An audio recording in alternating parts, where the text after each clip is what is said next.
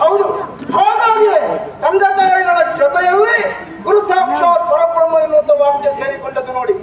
ದೈತ್ಯಗುರುವಾಗಿಯೇ ಕಾಣಿಸಿಕೊಂಡ ಶುಕ್ರಾಚಾರ್ಯ ಅಲ್ಪರಿಗೆ ಅನ್ನದ ಚಿಂತೆ, ಮಧ್ಯಮರಿಗೆ ಹಣದ ಚಿಂತೆ, ಉತ್ತಮರಿಗೆ ಮಾನದ ಚಿಂತೆ, ಮಾನದ ಮಾನವನ್ನು ಮಾನ ಮಾಡಲು ಮಾನವನು ಎನ್ನುವುದನ್ನು ಲೋಕಮುಖಕ್ಕೆ ತೋರಿಸಿಕೊಟ್ಟು ಮಾನನಿಧಿ ಎನ್ನುವಂತ ನೆಗಳತೆಗೆ ಪಾತ್ರನಾದ ಈ ಶುಕ್ರಾಚಾರ್ಯ ಅಪಾರ ವಿದ್ಯೆಗಳನ್ನು ಸಂಗ್ರಹಿಸಿ ವಿಶೇಷವಾದಂತಹ ಕೊಡುಗೆಯನ್ನು ಕೊಟ್ಟೆ. ಅದೇ ರಾಗನೀತಿ ಅಥವಾ ಶುಕ್ರನೀತಿ ಅಂತ ಕರೆಸಲ್ಪಟ್ಟಿದೆ ನೋಡಿ. ಕೇಳಿ ಕೇಳಿ ಭೃಗು ಪುಲೋಮೆಯರ ಮಗನಾದಂತಹ ನಾನು ಲೋಕಕ್ಕೆ ಮಹತ್ತರವಾದಂತಹ ಕೊಡುಗೆಯನ್ನು ಕೊಡಬೇಕು ಎನ್ನುವ ಕಾರಣಕ್ಕಾಗಿಯೇ ಪರಮೇಶ್ವರನ ಕುರಿತಾದ ತಪಸ್ಸನ್ನು ಆಚರಿಸಿದೆ. 1000 ವರ್ಷಗಳ ಕಾಲ ತಲೆ ಕೆಳಗು ಮಾಡಿ ಧೂಮಪಾನ ಮಾಡುತ್ತಾ ಪರಮೇಶ್ವರನ ಹೊಟ್ಟೆಯನ್ನು ಹೊಕ್ಕು ಅವನು ಶುಕ್ರದಿಂದ ಹೊರಗೆ ಬಂದೆ. ಆ ಕಾರಣದಿಂದ ಶುಕ್ರಾಚಾರ್ಯ ಅಂತ ಜಗತ್ತಿನನ್ನು ಗುರುತಿಸಿದ್ದು ನೋಡಿ. ಕೇಳಿ ಕೇಳಿ ನಾವು ಹಾಗೂ ಬೃಹಸ್ಪತಿ ಒಟ್ಟಿಗೆ ತಪಸ್ಸಿಗೆ ಕುಳಿತವರು. ಆದ್ರೆ ಅವ ಅರ್ಧಕ್ಕೆ ಎದ್ದು ದೇವಗುರು ಅಂತ ಕರೆಸಿಕೊಂಡ. ಸುದೀರ್ಘ ಕಾಲ ತಪಸ್ಸನ್ನು ಆಚರಿಸುತ್ತಾ ನಾನು ಅವನಿಗಿಂತ ಕಡಿಮೆ ಆಗುವುದಾ?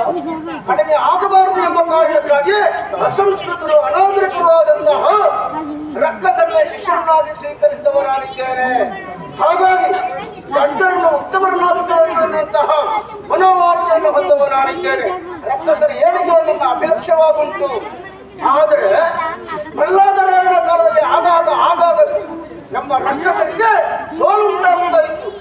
ಆದ ಕಾರಣಕ್ಕಾಗಿ ಸಂಜೀವಿನಿ ವಿದ್ಯೆಯನ್ನು ಸಂಪಾದಿಸಿದವನಾದ ಈಶನಿಂದ ಅದರ ಮದುವೆಯಿಂದ ರಕ್ಕಸರು ಸತ್ತರು ಮತ್ತೆ ಬದುಕುವ ಹಾಗೆ ಪ್ರಯತ್ನಿಸುವಂತಹ ನಿಟ್ಟಿನಲ್ಲಿ ಮುಂದುವರಿಯುತ್ತಾ ಇದ್ದವನ ವಿಷಯ. ಹೌದು ಸ್ವಾಮಿ, ಆದ್ರೆ ಏನ್ ಮಾಡೋಣ, ಪಡೆದದ್ದನ್ನೆಲ್ಲ ಉಳಿಸಿಕೊಳ್ಳಿಕ್ಕೆ ಆಗ್ತದೆ ಅಂತ ಹೇಳುವುದಕ್ಕಿಲ್ಲ. ಸಂಜೀವಿನಿ ವಿದ್ಯೆಯನ್ನು ಸಂಪಾದಿಸಿದ ಹೌದು. ಆ ಬಳಿಕ ಒಂದು ದಿನ ಬೃಹಸ್ಪತಿ ಮಗನಾದ ಕಟ ಎನ್ನುವ ಬಂದ. ಗುರುಗಳೇ, ಶಿಷ್ಯನಾಗಿ ಹೊಂದಿದ್ದೇನೆ, ಕಲಿಸಿಕೊಡಬೇಕು ಅಂತ ಹೇಳಿಕೊಂಡ. ವಿರೋಧಿಯ ಮಗನೇ ಹೌದಾದ್ರೂ ಸಹ ವಿದ್ಯಾರ್ಥಿಯಾಗಿ ಬಂದ ಕಾರಣದಿಂದ ಆಯ್ತಂದು ಒಪ್ಪಿಕೊಂಡೆ, ಶಿಷ್ಯನಾಗಿ ಸ್ವೀಕರಿಸಿದೆ. ನನ್ನ ಹಾಗೂ ಊರ್ಜಸ್ವತಿಯ ಪ್ರೇಮ ದಾಂಪತ್ಯ ಪ್ರತೀಕವಾಗಿ ಹುಟ್ಟುಕೊಂಡಂತಹ ದೇವಯಾನಿ ಬಹಳ ಹತ್ತಿರ. ಆದ್ರೆ ಏನ್ ಮಾಡೋಣ, ಅವನ ಉತ್ಕರ್ಷವನ್ನು ಕಂಡಂತಹ ಕಣ್ಮರರು ಅವನನ್ನ ಕಟ್ಟು ಸುಟ್ಟು ಬೂದಿ ಮಾಡಿಬಿಟ್ಟು. ಒಂದು ದಿನ ಎಷ್ಟು ಹೊತ್ತಾದರೂ ಕಚ ಬರಲಿಲ್ಲ ಅಂತ ನನ್ನ ಮಗಳು ದೇವಯಾನಿ ಹೇಳಿದಾಗ ಆ ಬಳಿಕ ಸಂಜೀವಿನಿ ವಿದ್ಯೆಯಿಂದ ಅವನನ್ನು ಬದುಕಿಸಿದೆ. ಕೆಲವು ದಿನಗಳು ಕಳೆದ ಬಳಿಕ ಎಷ್ಟು ಹೊತ್ತಾದ್ರೂ ಮತ್ತೆ ಕಚ ಬರಲಿಲ್ಲವಲ್ಲ ಅಂತ ಯೋಚನೆ ಮಾಡಿದ್ರೆ ಮಗು ಎಲ್ಲಿದ್ದೆ ಅಂತ ಕೇಳಿದ್ರೆ, ಗುರುಗಳೇ ನಾನು ನಿಮ್ಮ ಹೊಟ್ಟೆಯಲ್ಲಿದ್ದೇನೆ ಅಂತ ಹೇಳಿದವು. ಅದಕ್ಕೆ ಕಾರಣ ಏನು ಕೇಳಿದ್ರೆ, ಹೊಲದಲ್ಲಿ ಸಂಚರಿಸಿರುವಂತ ಅವರನ್ನು ಕತ್ತರಿಸಿ ಸುಟ್ಟು ಬೂದಿ ಮಾಡಿ ಹೆಂಡದಲ್ಲಿ ಮಿಶ್ರ ಮಾಡಿ ಗುರುಗಳೇ ಇದು ವಿದೇಶದ ಮಧ್ಯ ಅಂತ ನನ್ನ ಶಿಷ್ಯ ತಂದುಕೊಟ್ಟ, ಕುಡಿದ. ಆ ಕಾರಣದಿಂದಲೇ ಅವನನ್ನ ಹೊಟ್ಟೆಯೊಳಗೆ ಸೇರುವ ಹಾಗಾಯಿತು. ಹೊಟ್ಟೆಯೊಳಗಿದ್ದ ಹೊರಗೆ ಬರ್ಬೇಕೋ ಬೇಡವೋ? ಅವ ಹೊರಗೆ ಬರ್ತಾ ನನ್ನ ಮಗಳು ಊಟ ಮಾಡುವುದಿಲ್ಲ ದೇವಯಾನಿ. ಹಾಗಾದ್ರೆ ಹೊರಗೆ ಬರಬೇಕು ಅಂತಾದ್ರೆ ಅವನು ಸಂಜೀವಿನಿ ವಿದ್ಯೆ ಹೇಳಿಕೊಡ್ಬೇಕಲ್ಲ. ಹಾಗಾಗಿ ಆ ವಿದ್ಯೆಯನ್ನು ಹೇಳಿಕೊಟ್ಟೆ. ಆ ಕಾರಣದಿಂದಲೇ ಆತ ನನ್ನ ಹೊಟ್ಟೆಯನ್ನು ಸೀಳಿಕೊಂಡು ಹೊರ ಬಂದ. ಅದೇ ಸಂಜೀವಿನಿ ವಿದ್ಯೆಯಿಂದ ಮತ್ತೆ ನನ್ನ ಬದುಕಿಸಿದ. ಅಂತೂ ಬಹಳಷ್ಟು ವರ್ಷಗಳ ಕಾಲ ಕಷ್ಟಪಟ್ಟು ಸಂಪಾದಿಸಿದ ವಿದ್ಯೆಯನ್ನು ಕಚನ ಪಾಲಾಗಿ ಹೋಯಿತು. ಹಾಗೆ ಇಷ್ಟೆಲ್ಲ ನಷ್ಟ ಆಗೋದ ಕಾರಣ ಏನು ಗೊತ್ತಾ? ಬ್ರಾಹ್ಮಣನಾದಂತ ನಾನು ಹೆಂಡೆ ಕೊಡದದ್ದು.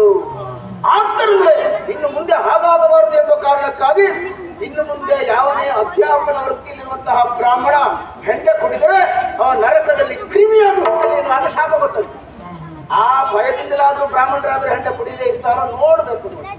ವಿಷಯ ಅದಲ್ಲ. ಈಗ ಕಲವಿಸಿ ಅಂತದ್ದು ಗೊತ್ತುಂಟ. ನಾನು ಮನಸ್ಸು ಮಾಡಿದ್ರೆ ಸೂರ್ಯಚಂದ್ರ ನದಿಯನ್ನೇ ನಿಯಂತ್ರಿಸಬಲ್ಲೆ, ಸಪ್ತ ಸಾಗರದ ನೀರನ್ನೇ ಕುಡಿಯಬಲ್ಲೆ, ಪ್ರಪಂಚದಲ್ಲಿ ಯಾರಿಗೂ ಹೆದರುವುದಿಲ್ಲ ನಾನು. ಹೌದಂದ್ರೆ ಆದ್ರೆ ನನ್ನ ಮಗಳಿಗೆ ಮಾತ್ರ ನಾನು ಹೆದರ್ತೇನೆ. ಹೌದು, ನನ್ನ ಮಗಳು ದೇವಯಾನಿ ಹೇಳಿದ ಹಾಗೆ ಕೇಳುವುದು. ಅವಳು ಇಲ್ಲದೆ ನಾನು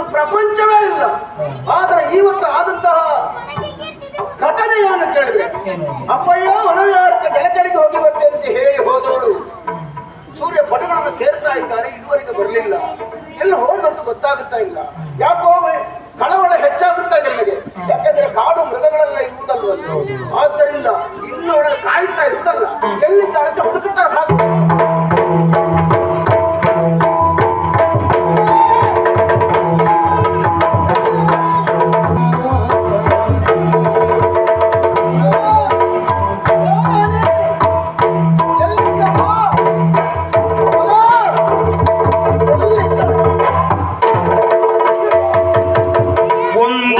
ಮೌನಗಳು ನಂದನೆಯು ಮಲಗಿರಲು,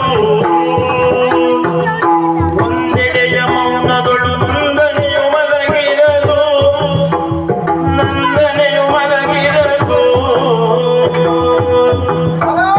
ಬಂದು ಬಿಡಿದೆಂದೇ ಭಯದಿಂದ ಭಾಗವನು ಇಂದಿದೆ ನೀರಜಗಳೆಂದು ಬೆಸಗೊಳ್ಳಲ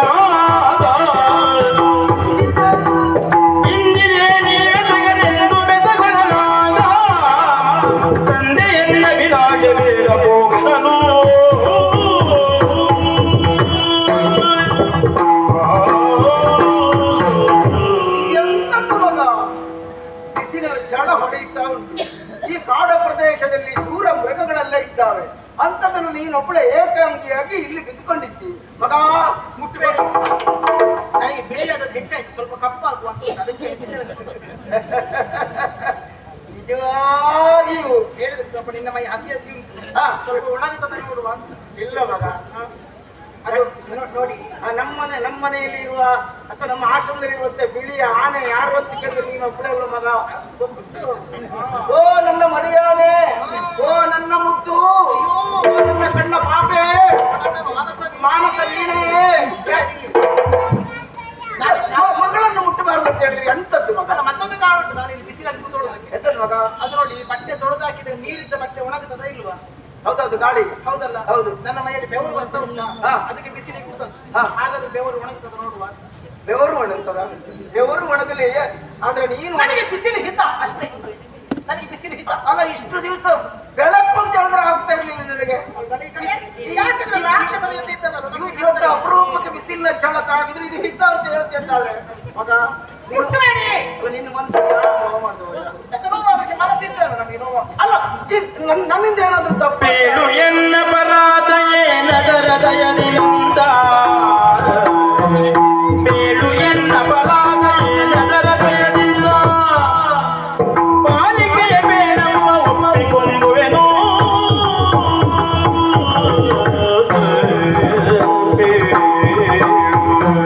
ಮಗ ಏನು ದೇವಯಾನಿ ಹೇಳ್ತದೆ, ಯಾಕೆ ಒಬ್ಬೆ ಕೇಳ್ತದೆ. ನನ್ನ ಸಂಖ್ಯೆ ನಿನಗೆ ಅರ್ಥ ಆಗುದಿಲ್ಲ ಮಗ. ನಾನೇನಾದ್ರೂ ತಪ್ಪು ಮಾಡಿದ್ದ? ನನ್ನಿದೇನಾದ್ರೂ ತಪ್ಪು ಆಯ್ತು ಅಂತ ಹೇಳ್ತೇನೆ. ಎಂತ ಕಿರಿಕಿರಿ, ಈ ಅಪ್ಪನಿಗೆ ಕಿರಿಕಿರಿ ಮಾಡಿ.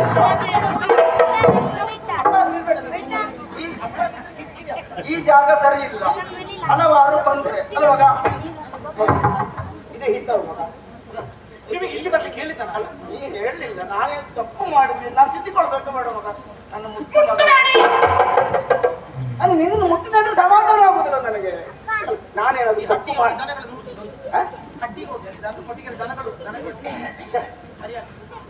ನಮ್ಮಲ್ಲಿ ಜನ ಬೇಡ. ಮನಸ್ಸು ಮಾಡಿದ್ರೆ ಎಮ್ಮೆಯನ್ನು ಮುಡ್ತೇನೆ, ಪ್ರಶ್ನೆ ಬೇರೆ.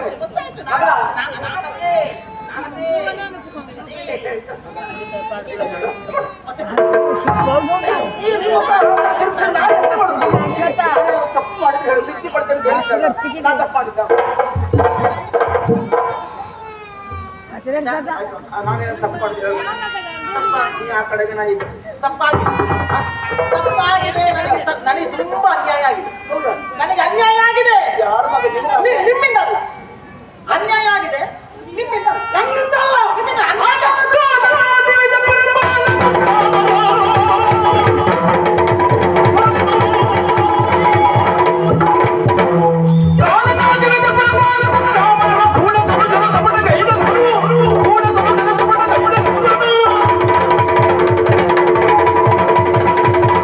ಕೂಡದ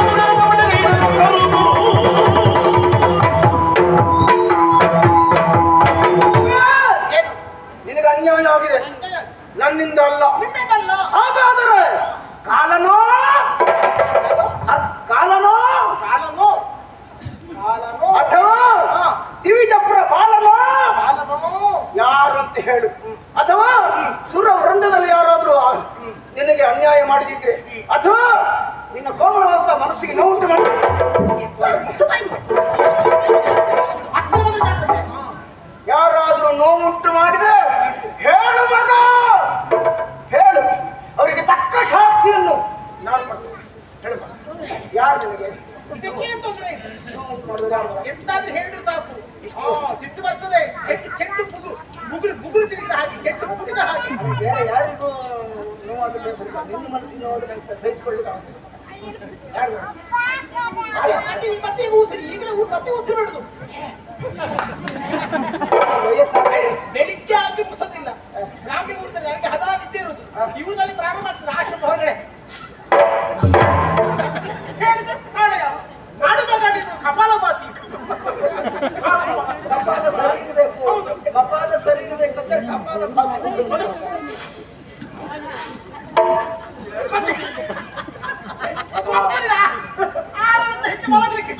ಪ್ರಾಣಾಯಾಮಕ್ಕಿಂತ ಮಿಗಿಲಾದ ತಪ ಇಲ್ಲ ಅಂತ ಹೇಳಿದ್ರು. ಈ ತಪಸ್ಸನ್ನು ಮಾಡೋರು ಯಾರ್ಯಾರು ಇದ್ದಾರೋ ಅದನ್ನೆಲ್ಲ ಅವರೆಲ್ಲ ಇಂಥದ್ದು ಮಾಡ್ಬೇಕು. ಮತ್ತೆ ಇಷ್ಟು ಸಿಟ್ಟಲ್ಲಿ ಹಾರೋದಕ್ಕೆ ಉಸಿರು ಬಿಡುತ್ತೆ. ಸಿಟ್ಟವರು ವಯಸ್ಸಾಗಲಿಲ್ಲ ನನಗೆ. ಒಬ್ಬ ಈ ಕಾಲ ಯಮ ನಿನಗೆ ಏನಾದ್ರೂ ಅನ್ಯಾಯ ಮಾಡಿದ್ದ? ನನಗೆ ಅನ್ಯಾಯ ಮಾಡಿ ಯಮ ಬಂದನು.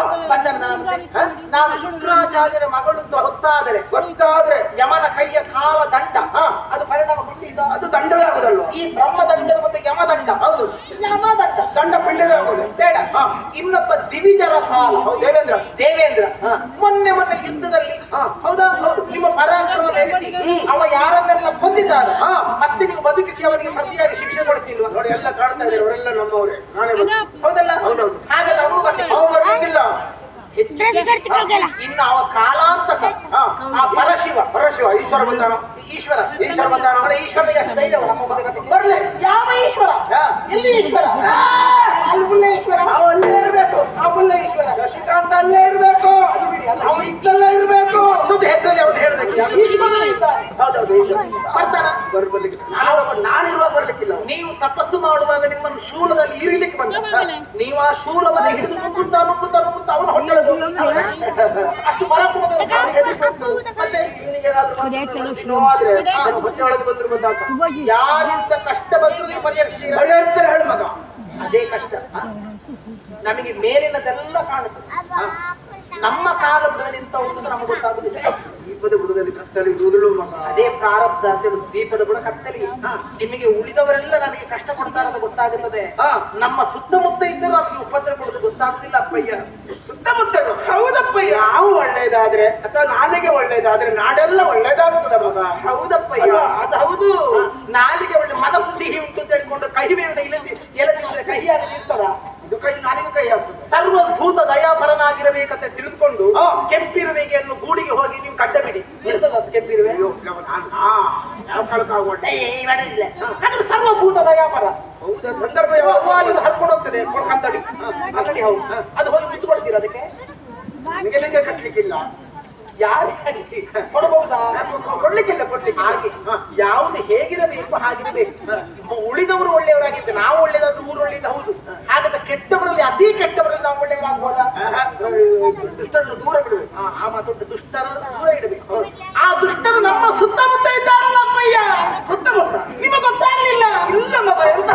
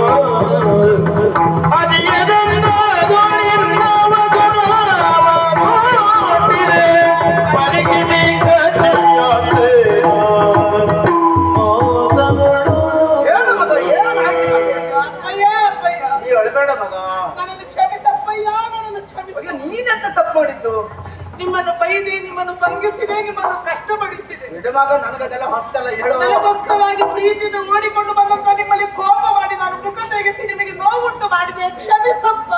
ಆಯ್ತು ಮಗ, ಅದು ವಿಶೇಷವದಲ್ಲ. ಅಪ್ಪ ನೀನ್ ನೋಯುವುದಿಲ್ಲಲ್ಲ, ನನ್ನ ಮೇಲೆ ಸಿಟ್ಟು ಮಾಡುದಿಲ್ಲಲ್ಲ?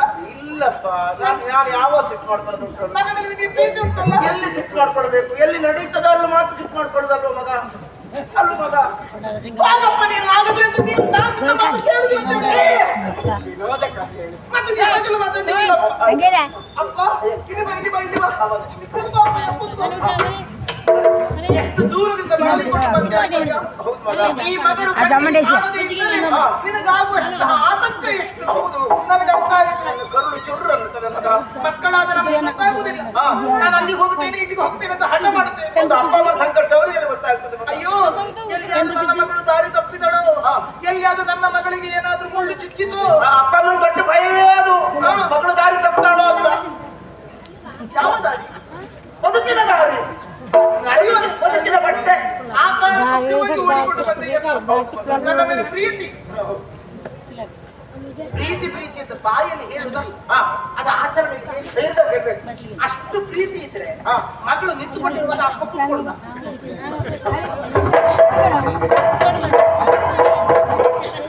ಅಪ್ಪಯ್ಯ ಅಪ್ಪಯ್ಯ, ನಾನು ಒಬ್ಬಳೆ ನಿಮಗೆ ಮಗಳು.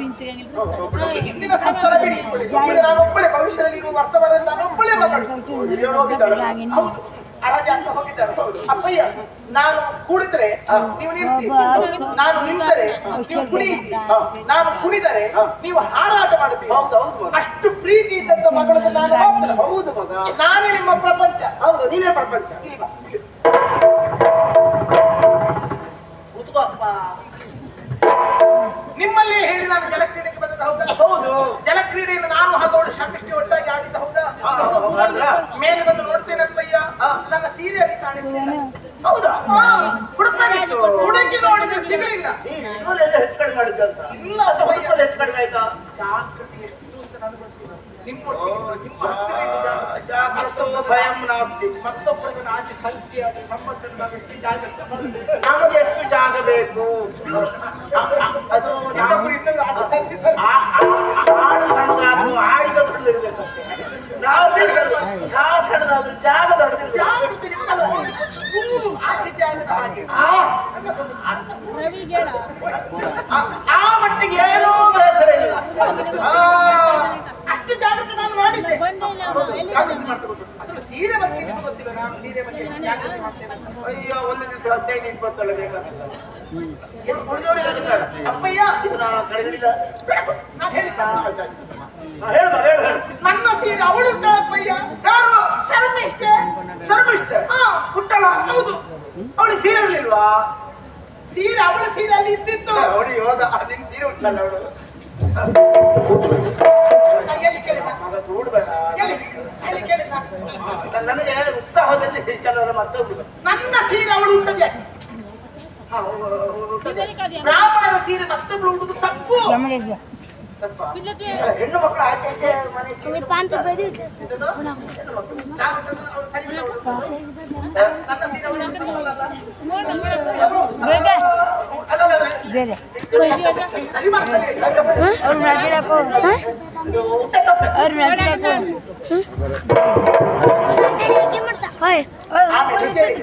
ನನ್ನ ಸೀರೆ ನೀನೆಲ್ಲ ಉಡುಬಾರ ಸೀರೆ ಕೊಡು ಅಂತ ಕೇಳಿ ಹಾಗೆ ಅಷ್ಟಕ್ಕೆ ಒಂದು ಬೈದಕ್ಕೆ ಗೊತ್ತಿದ್ದವರು ಯಾರು? ಯಾರು? ಶರ್ಮಿಷ್ಠೆ. ಶರ್ಮಿಷ್ಠೆ? ಅಯ್ಯೋ ದೇವರೇ, ಬೊಬ್ಬೆ ಹಾಕಿ ಒಂದು ಬೈದದ್ದು ಅಂತ ಹೇಳಿದ್ರೆ ನನಗೆ ಬೈದು, ನನ್ನ ಅಪ್ಪ ನಿಮಗೆ ಬೈದು, ನಮ್ಮ ಜಾತಿಗೆ ಬೈದು. ಹೌದಾ? ನನಗೆ ಅದು ಬೇಕು. ಎಂತ ಮಾಡಿದ್ದಾರೆ ನಮ್ಮ ಜಾತಿಯವರು? ಯಾವನೊಬ್ಬ ಒಬ್ಬರನ್ನು ಜಾತಿಗೆ ಬೈದು ಬೈಬಾ? ಈಗ ನನಗೆ ನಿಮಗೆ ನಮ್ಮ ಜಾತಿ ಎಲ್ಲ ಬೈದ, ಎಲ್ಲರಿಗೂ ಬೈದು. ಸರಿ ಉಂಟು, ಅವಳು ಬೈದ ಸರಿ ಉಂಟು. ಒಂದು ವೇಳೆ ಅವಳು ಬೈಯದೇ ಇದ್ರೆ ಅವಳು ಬ್ರಾಹ್ಮಣರಾಗುದಿಲ್ವ? ಯೋಚನೆ ಮಾಡು. ಹಾಗೆ ಬೈದವರು ಯಾರು? ಅವರು ಶೂದ್ರರು. ಜಗಳ ಮಾಡಿದ್ರೆ ಶೂದ್ರರು. ಬೈಯದೇ ಇದ್ರೆ ಬ್ರಾಹ್ಮಣರಾಗ್ತಾರೆ. ಸಿಟ್ಟು ಮಾಡ್ಲಿಕ್ಕಿಲ್ಲ, ಮಾಡ್ಲಿಕ್ಕಿಲ್ಲ. ಹಾಗಾದ್ರೆ ಶರ್ಮಿಷ್ಠೆ ಮಾಡಿದ್ರೆ ಸರಿ ಅಲ್ವಾ? ಅಲ್ಲ, ಶರ್ಮಿಷ್ಠೆ ಮಾಡಿದ್ರೆ ಬೈದ ಸರಿ ಉಂಟಲ್ಲ? ಅಲ್ಲ, ಬೈದದ್ದು ಸರಿ ಅಲ್ಲ ಅವಳು? ಶರ್ಮಿಷ್ಠೆಗೆ ಮಗಳು ಅಂತ ತಿಳ್ಕೊಳ್ಳಿ. ಬೈಯುವವರೆಲ್ಲ ಶೂದ್ರರ. ಅಲ್ಲ ಬೈದವಳು ಅವಳು, ನೀ ತಲೆ ಸುಡ್ಬಿಡ್ದಾಕೆ. ನೀನ್ ಬೈತಿದ್ಯಾ? ನೀವ್ ಹೇಳಿದ್ದಲ್ವಾ ಬೈಯುವುದು ಸರಿ ಉಂಟು, ಯಾಕಂದ್ರೆ ರಾಕ್ಷಸರು ಬೈಯುವುದು ಸರಿ ಅಲ್ವಾ? ಅವಳು ಬೈಯುವುದು ಸರಿ ಅಂತ ಹೇಳಿ ಶರ್ಮಿಷ್ಠೆ ಅವಳ ಹೆಸರೇ ಹೇಳ್ತಾರೆ. ಬಹಳ ನಾಚಿಕ ಸ್ವಭಾವ ಹೊಂದಳು ಅಂತವಳು ನಿನಗೆ ಬೈತ. ಅಂತೂ ಅವಳನ್ನೇ ಮಗಳನ್ನು ತಿಳ್ಕೊಳ್ಳಿ, ನಿಮಗೆ ಮಕ್ಕಳಿಲ್ಲ ದೇವ. ನೀನು ದೇವ ಯಾರ? ನೀನು ಆಕಾಶ ಮಾರ್ಗದಲ್ಲೇ ಸಂಚರಿಸಬಹುದು. ಹಾಗಾದ್ರೆ ನಾನು ಹೇಳಿದ್ದು ಸರಿ, ನೀ ಹೇಳಿದ್ರು ಸರಿ. ಶರ್ಮಿಷ್ಠೆ ಬೈದ ತಪ್ಪು. ಶರ್ಮಿಷ್ಠೆ ಹೇಳಿ ತಪ್ಪೆ. ತಪ್ಪಲ್ಲ?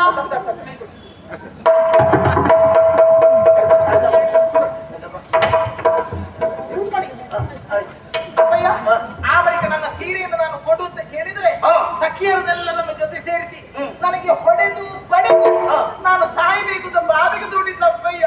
ಹೊಡೆದರು? ಹೌದು, ಹೊಡೆದರು? ಬಡಿದ್ದು ನಿನಗೆ ನನ್ನನ್ನು ಬಾವಿಗೆ ದೂಡಿದ್ದು ಸಾಯಬೇಕು ಎಲ್ಲಿ ಕೇಳಿತಾ ನಂಗೆ ನೆನಪಾಗುದಿಲ್ಲ. ಬಾವಿಗೆ ದೂಡಿದ? ಕೂದಲಿ ಕೂತ್ಕೊಳ್ಳಿಕ್ಕೆ ಆಗುದಿಲ್ಲ. ಆ ರಾಕ್ಷಸರಿಗೆ ಸೇರಿಕೊಂಡು ಅದರಾಗಲ್ಲ ಬಾವಿಗೆ ದೂಡಿದ? ಹೌದು, ಬಾವಿಗೆ ದೂಡಿದ್ದು. ನಂಗೆ ಸಂತೋಷ ಆದದ್ದು ಅದಕ್ಕೆ. ನಿನ್ನನ್ನು ಬಾವಿಗೆ ದೂಡಿದ್ಲಲ್ಲ? ಹೌದು. ಆದರೂ ಬ್ರಾಹ್ಮಣರಾದವರು ಬಾವಿಯಲ್ಲಿ ಬಿದ್ದರೂ ಬದುಕುತ್ತಾರೆ ಎನ್ನುವುದನ್ನು ನೀನು ತೋರಿಸಿಕೊಟ್ಟಿದ್ದೀನಿ. ಅದಕ್ಕೆ ಸಂತೋಷ. ನಾವತ್ತು ಕೂತಲ್ಲಿ ಎತ್ತದ್ದು ಯಾಕೆ? ಬ್ರಾಹ್ಮಣರು ಎಲ್ಲಿ ಬಿದ್ದರೂ ಬದುಕ್ತಾರೆ ಅಂತ. ಮನೆ ರಣೆ ಶತ್ರು ಜಗಾಗ್ರ ಮಧ್ಯೆ ಮಹಾನವೇ ಪರ್ವತ ಮಸ್ತಕೆ ವಾ ಸುಪ್ತಂ ಭ್ರಮತಂ ವಿಷಮಸ್ಥಿತಂ ವಾ ರಕ್ಷಂತಿ ಪುಣ್ಯಾನಿ ಪುರಾಕೃತಾನಿ. ಮೊನ್ನೆ ಜಗ್ಲಲ್ಲಿ ಕೂತ್ಕೊಂಡು ಬಾಯಿಪಟ ಮಾಡಿದ್ದೆ ನಾನು.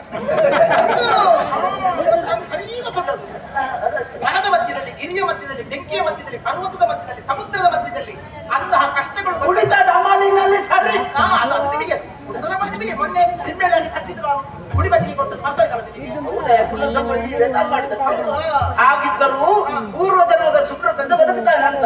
ಹಾಗಾಗಿ ನೀವು ಬಾವಿಯಲ್ಲಿ ಬಿದ್ದರೂ ಬದುಕಿದೆಯಲ್ಲ ಮಗಳೇ, ಸಂತೋಷ ಆಯ್ತು. ಅಲ್ಲ, ಬ್ರಾಹ್ಮಣ ಬಾವಿ ಬಿದ್ದು ಬದುಕ್ತಾರಲ್ಲ, ಈಗ ಹೋಗಿ ಬಾವಿ ಬಾರ್ತೇನೆ.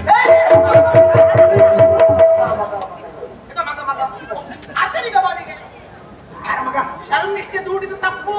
ತಪ್ಪು. ಶರ್ಮಿಷ್ಠ ದೂಡಿ ತಪ್ಪು. ಮುಗಿಲಿಲ್ಲ ಮಗ, ಮುಗಿಲಿಲ್ಲ. ಮಾಡಬಹುದಾ? ನಾವು ಎಲ್ಲಿ ಹೋಗಿ ಬದುಕಿಯು, ನಮ್ಮ ಪುಣ್ಯದಿಂದ ನಾವು ಬದುಕಿಯು. ಆದ್ರೆ ಅವಳ ಹಾಗೆ ಮಾಡಬಹುದಾ? ನಮ್ಮ ಕಾರುಣ್ಯದಿಂದ ಬದುಕಿದವನು ವೃಷಭನು. ಹೌದು. ಹಾಗಾದ್ರೆ ರಾಕ್ಷಸರು ನಮಗೆ ಚಿರಋಣಿಗಳಾಗಿರ್ಬೇಕು. ನಮ್ಮನ್ನು ಕಂಡಾಗ ತಲೆ ತಗ್ಗಿಸಿಕೊಟ್ಟಿರಬೇಕಾದಂತ ರಾಕ್ಷಸರು ಈ ಹೊತ್ತಿಗೆ ನಮ್ಮನ್ನು ಕೊಲ್ಲುವಷ್ಟರ ಮಟ್ಟಿಗೆ ಬರ್ತಾರಂತಾದ್ರೆ ಅವರದೆಂತಹ ಮದಾಂಧತೆ, ಎಂತಹ ಕ್ರೌರ್ಯ. ಅಂತಹ ರಾಕ್ಷಸರಿದ್ದಲಿಗೆ ನಾನು ಬರ್ಬೇಕಾ? ನಾ ಬರ್ಬೇಕಾ? ನಾ ಬರುದಿಲ್ಲ. ಮತ್ತೆ ನಾ ಬರುದಿಲ್ಲ. ಯಾವ ಕಾರಣಕ್ಕೂ ನಿಮ್ಮ ಶಿಷ್ಯನಾದ ವೃಷಭರ್ವ ಇರುವ, ಶರ್ಮಿಷ್ಠ ಇರುವ ಊರಿಗೆ ನಾ ಕಾಲಾಡುವುದಿಲ್ಲ. ಏನು ನಿನ್ನ ಮನಸ್ಸಿಗೆ ನೋವು ಉಂಟು ಮಾಡುವವರು. ಹೌದು, ರಕ್ಕಸರಲ್ವಾ? ರಕ್ಕಸ ಕುಲವೇ ಸರ್ವನಾಶವಾಗಿ ಹೋಗಲಿ ಅನ್ನೋಕೆ ಶಾಪ ಕೊಟ್ಬಿಡ್ತೇನೆ ಈಗ. ಶಾಪ ಎಂತ ಮಾಡ್ತೀರಿ? ಶಾಪ ಕೊಡ್ತೇನೆ ಈಗ. ಹೇಗೆ? ರಕ್ಕಸ ಕುಲ ಸರ್ವನಾಶವಾಗಿ ಹೋಗ್ಬೇಕು. ನಾನು ಹೇಳಿದ್ದೆ ನಿಮಗೆ ಶಾಪ ಕೊಡ್ಲಿಕ್ಕೆ. ಮತ್ತೆ ನೀವು ಶಾಪ ಕೊಡೋದಿತ್ತು, ನಿನ್ನ ಮನಸ್ಸಿಗೆ ನೋವು ಉಂಟು ಮಾಡಲಿಲ್ಲ. ಅದಾಗುದಿಲ್ಲ. ಯಾಕೆ ಗೊತ್ತಾ? ಈ ವೃಷಭರು ಇಷ್ಟು ಮಾಡಿದ್ದಾರೆ. ಮಕ್ಕಳು ತಪ್ಪು ಮಾಡಿದರೆ ಹೊಣೆಗಾರ ಯಾರು? ಮಕ್ಕಳು ತಪ್ಪು ಮಾಡಿದ್ರೆ ಹೊಣೆಗಾರ ಅಪ್ಪ ಅಮ್ಮ. ಆದ್ದರಿಂದ ಮಕ್ಕಳು ತಪ್ಪು ಮಾಡಿದ್ರೆ ಅಪ್ಪ ಅಮ್ಮನಿಗೆ ನಾವು ಕಾಣಿಸ್ಬೇಕು. ಅಂದ್ರೆ ಅಪ್ಪ ಅಮ್ಮ ಸರಿ ಹೇಳಿಕೊಡ್ಲಿಲ್ಲ ಅಂತ ಆಗಿದ್ದು. ಹಾಗಾದ್ರೆ ಈ ಹೊತ್ತಿಗೆ ಇಷ್ಟು ತಪ್ಪು ಮಾಡೋದಕ್ಕೆ ಕಾರಣ ಏನು ಗೊತ್ತಾ? ಆ ವೃಷಪರ್ವ ಹೇಳಿಕೊಟ್ಟದ್ದು. ಆ ನಿಮ್ಮ ಶಿಷ್ಯ ವೃಷಪರ್ವ ಬಂದು ನನ್ನ ಕಾಲಿಗೆ ಬೀಳಬೇಕು, ಅಲ್ಲಿ ತನಕ ನಾನು ಊರಿಗೆ ಬರುದಿಲ್ಲ. ಅಷ್ಟು ಮಾಡಿಸದೇ ಇದ್ರೆ ಇನ್ನೊಬ್ಬ ಶುಕ್ರಾಚಾರ್ಯ ಅಲ್ಲ ಆಶ್ರಮಕ್ಕೆ ಹೋಗು. ಆಗುದಿಲ್ಲ. ನಾಳೆ ದಿನ ಅಲ್ಲಿ ಹೋಗಿ ಹೋಗ್ತೇನೆ ನಾನು. ನಾಳೆ ಮಾಡ್ತೀನಿ ನೀವು. ನಾನು ಊರಿಗೆ ಕಾಲ ಹಾಕುದಿಲ್ಲ. ಮತ್ತೆ ನಾನು ಇಲ್ಲೇ ಇರ್ತೇನೆ. ಇಲ್ಲೇ ಇರ್ತೇನೆ. ನಾನು ಇಲ್ಲಿ ಇದ್ರೆ ಮತ್ತೆ ಕೂಡ ಹಾಳು ಬಾಗಿ ಬೀಳುತ್ತೇನೆ. ಬೇಡ ಮಗ, ಇಂಥ ಪಶುಗಳೆಲ್ಲ ಇರ್ತವೆ ಇಲ್ಲಿ. ನನಗೆ ಆ ಪಶುಗಳಾದ್ರೂ ಆದೀತು, ಆ ರಾಕ್ಷಸರಾದ್ರು. ದೂರ ಪ್ರಾಣಿಗಳು ಎಲ್ಲಿಯಾದ್ರೂ ನಿನ್ನ ಮೈ ಮೇಲೆ ಬಿದ್ದರೆ ಎರಗಿದ್ರೆ ನೂರ ಪ್ರಾಣಿಗಳಾದ್ರೂ ನನ್ನ ಕಣ್ಣೋಟದಿಂದ ಅವುಗಳು ಸೌಮ್ಯವಾದವು.